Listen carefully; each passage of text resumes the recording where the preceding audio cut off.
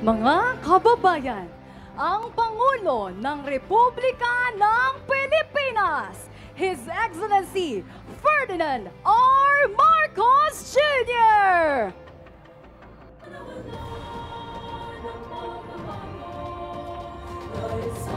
Maligayang pagdating sa lalawigan ng Sorsogon, mahal na Pangulo! Happy Kasanggayahan Festival!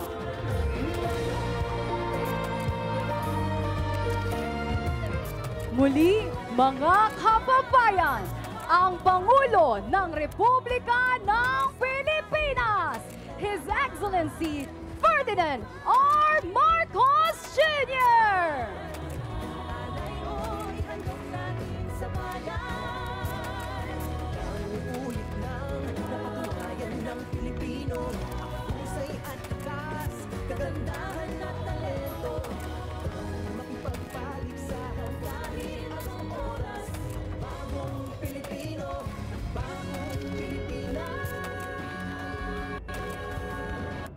Ngayon, ating pakinggan ang isang mensahe mula kay Senate President Francis Joseph Cheese Escudero.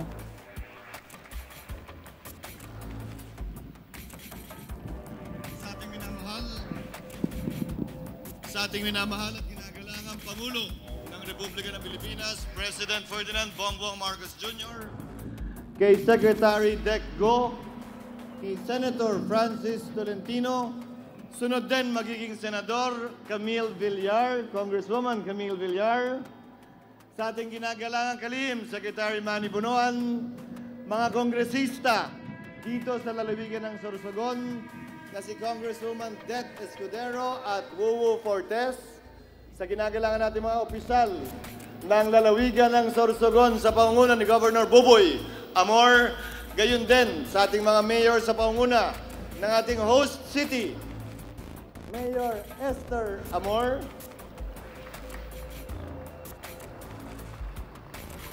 sa gabos na partisipantes na nagsayaw asin nagkanta sa kainitan sa kaadlawan na ini, Diyos marhay na aga sa Saindo Gabos, asin salamatunon sa Saindo.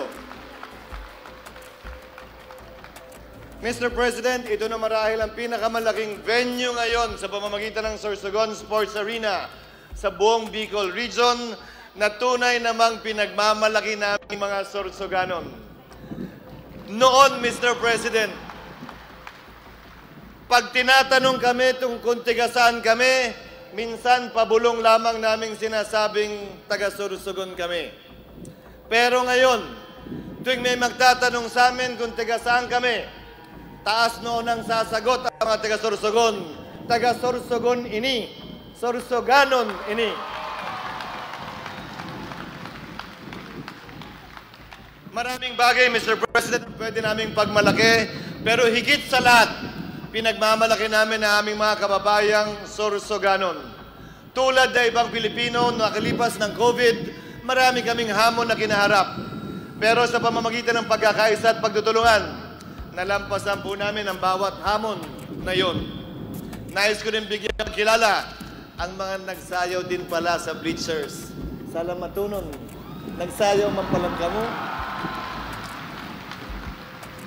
Maski na kamay lang ang gamit nyo, sige na rin, nagsayaw na rin kayo. Mr. President, hindi pa kami tapos at malayo pa ang aming lalakbayin. At buong aking paniniwala na sa tulong ninyo sa ilalim ng inyong administrasyon at sa prinsipyong sinusulong ng inyong pamahalaan na Build Back Better, marami pa kaming magagawa, marami pa kaming mapapatunayan, marami pa kaming makikita upang sa gayon ay maisakatuparan namin ang aming pangarap at mitiin para sa aming inang lalawigan, gayon din sa aming rehiyon ng Bicol. Mr. President, thank you for visiting our beloved province and we warmly welcome you to the province of Sorsogon. Again, to everyone, thank you and good morning. Maraming salamat, Senate President Escudero.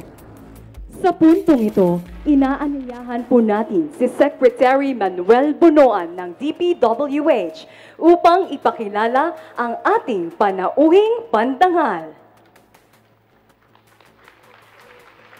Mga kababayan, ladies and gentlemen, the President of the Republic of the Philippines, His Excellency Ferdinand R. Marcos Jr.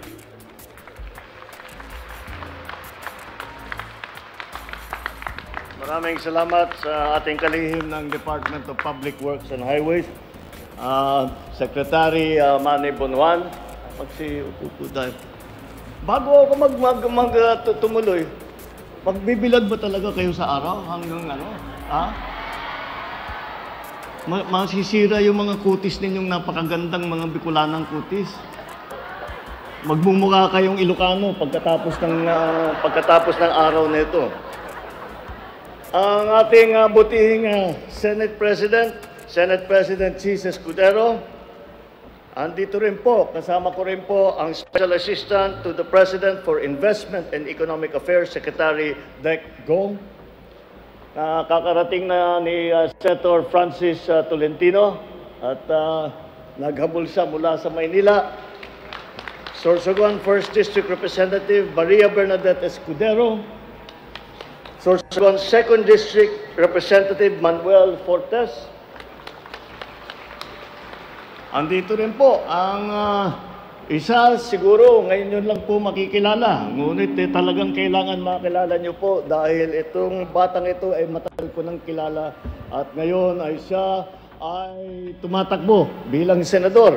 At masasabi ko naman po sa inyo sa pagkakilala ko sa kanya, ay isa sa pinakamabuting taong ito na nakilala ko at pinakamasipag at nakakaunawa sa mga problema ng kahit na yung pamilya nila may kayamanan, sila ho ay hindi lumayo sa taong bayan. Sila po ay nakaapak sa lupa, hindi po lumilipad ang mga ulo. Ito po si Congressman Camille Villar na iahalam po natin sa tulong ninyo bilang senador. Sorsogon Provincial Governor, Governor Bobby Hamor. Sorsogon City Mayor Maria Esther Hamor. Lahat po ng ating mga bisita na nandito ngayon, mga minamahal kong kababayan, magandang tanghali po sa inyo lahat. Diyos marhay nga aga sa Indugabos.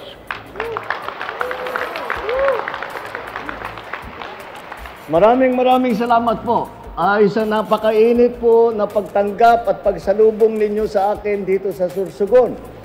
At ngayon lang po kung nakakita ng ganito, nagsasayaw ng ganito karaming tao.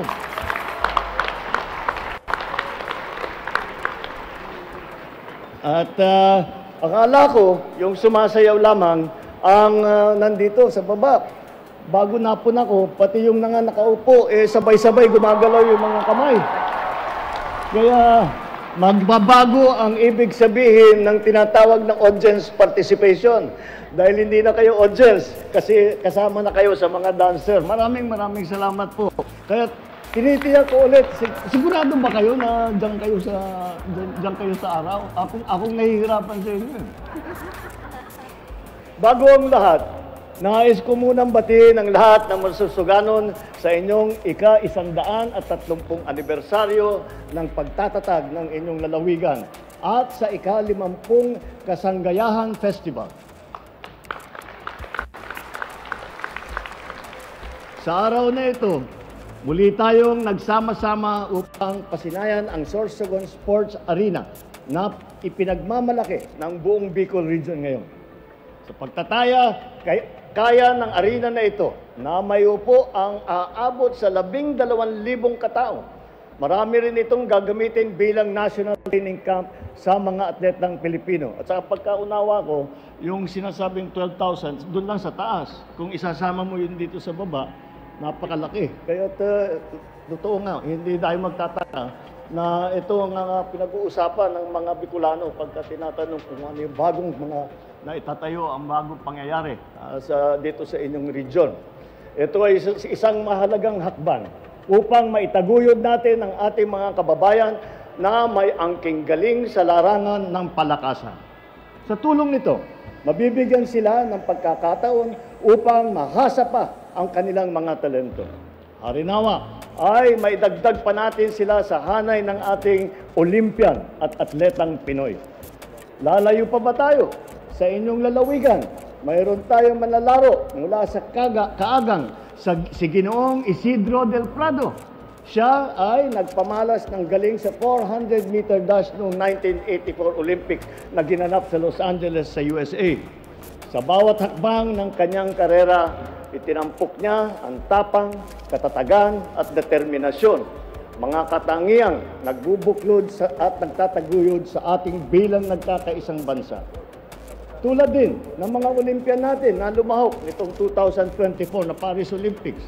Hangarin natin sa pamamagitan ng arena na ito, lalo pang dumami ang mga kababayan natin na magbibigay ng dangal sa ating bansa.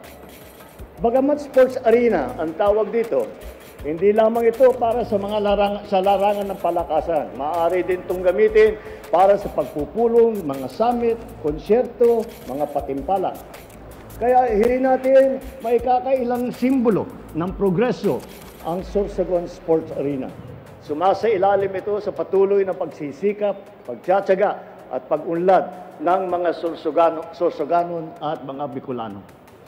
Sa pagkakatanda ko pa, noong ginawa pa lamang ang arena halos 2 taon na nang kalipas, si dating Governor at ngayong Senate President si Chis Escudero ang nagpasyal sa akin sa probinsya ninyo. At ngayon, sa pamumuno ni Governor Hamor, masaya akong makita na pinagpapatuloy ninyo na siguradong matatapos ito. Tunay ngang isang halimbawa ito na kung tayo ay nagkakaisa para sa kapakanan ng taong bayan, aasenso hindi lamang ang isang lalawigan, kundi ang buong bansa. Kanina po ay nasaksihan ko sa aking pag-ikot kung paano tayong pinagbubuklod ng ating mga hangarin para sa bayan natin. Isang patunay dito ang Sorsogon National Government Center, isang one-stop shop government center na maglalapit at magpapabilis ng serbisyo sa taong bayan. Ito ay sumusuporta sa layunin ng ating administrasyon na mapadali ang serbisyo publiko at mapadami pa ang namumuhunan sa bansa. Isa pang halimbawa ng pagkakaisa ng layunin ng lokal at nasyonal ay ang pamahalaan ay ang Sampaloc Tenement. Ito ay magsisilbing kanlungan ng ating mga benepisyaryo mula sa Barangay Sampaloc na naaayon naman sa ating hangarin na mabigyan ng maayos at ligtas ng pabahay ang ating mga kababayan. Nag-uumapa ang aking kasiyahan dahil sa tuwing bumibisita ako sa iba't ibang lalawigan, nakikita ko ang pagtatapos ng mga proyekto at pagsisimula ng mga programang aagapay sa ating sambayanan tungo sa tagumpay. Ngunit, parati ko nang sinasabi na marami pa tayong gagawin. Mula pa sa simula, pagkakaisa, ang hangad ko para sa isang mas mabisa at epektibong pamamahala. Kailangan nating magtulungan upang mas marami pang mga bata ang mabakunahan. Higit pang mabubuti ang seguridad ng kapayapaan at mapapababa ang kahirapan sa Sorsogon. Ang ating pagbuklod-buklod ang magbibigay din sa atin ng daan upang matapos ang ibang proyekto sa inyong lugar, katulad ng Sorsogon Provincial Sanitarium Facilities at yung pagpapaganda ng kalsada na papunta sa Bacon Airport. Maaring may pagkakaiba tayo sa paniniwala at sa opinyon, ngunit alam ko na tayo ay pinagbubuklod ng iisang hangarin na may angat ang antas ng pamumuhay ng bawat isang Pilipino. Kaya naman, maasa ako sa suporta ng mga Pilipino sa tulong ninyo. Alam kong makakamit natin ang mga hangarin natin para sa ikauunlad ng bansa. Muli, pinabati ko po kayo sa isang maligayang pagdiriwang ng Kasanggayahan Festival. Mabuhay ang Sorsogon, mabuhay ang Bicol Region, mabuhay ang bagong Pilipinas. Maraming salamat po at magandang tanghali po sa inyo lahat. Maraming salamat po, mahal na Pangulo.